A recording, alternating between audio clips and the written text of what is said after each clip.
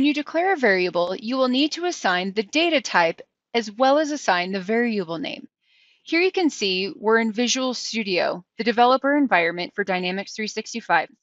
I'm currently working within my project and I have a class named My Class. Here I have a runnable class and then I've declared my variable as an integer.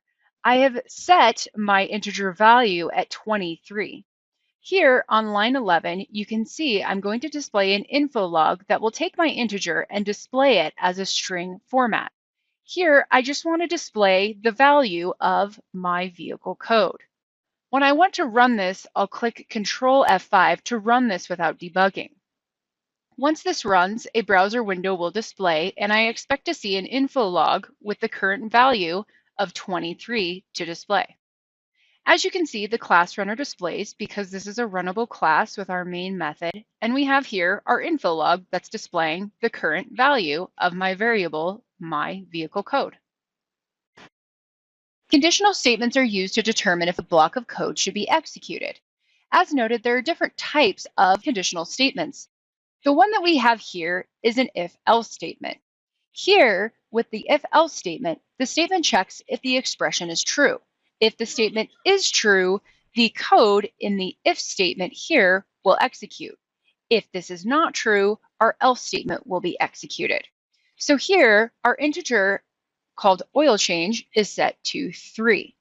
Here we're saying if our oil change is greater or equal to 2, an info log will display saying frequent customer.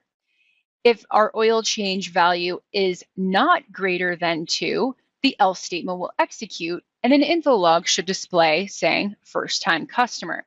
So here, because our integer is set to 3, I expect our info log to display frequent customer. We'll go ahead and run this by clicking Control F5. This will execute the code without debugging. An Internet Explorer browser will display, and as you can see, my info log is displaying as frequent customer. Now let's take a look at my switch statement. So we'll switch over to my other class that I have here. This is called my case class. So here we have a switch statement with several different cases. So here again, we have our integer, oil change. Our value is set to 3. We have our switch statement. We have oil change, and we have 3 different cases. So in case 1, if the value or our integer is 1, our answer will be first time customer and the code will break. We have another case. If our integer is 2, the answer will be second time customer and the code will break.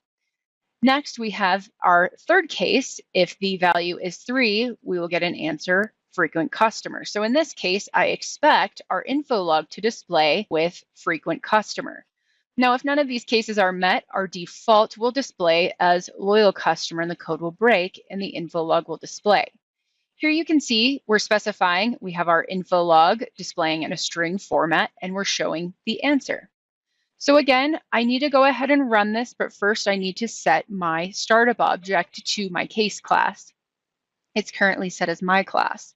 So I'll right click on my case class and I'll set a startup object and I can go ahead and click Control F5 to run the code without debugging.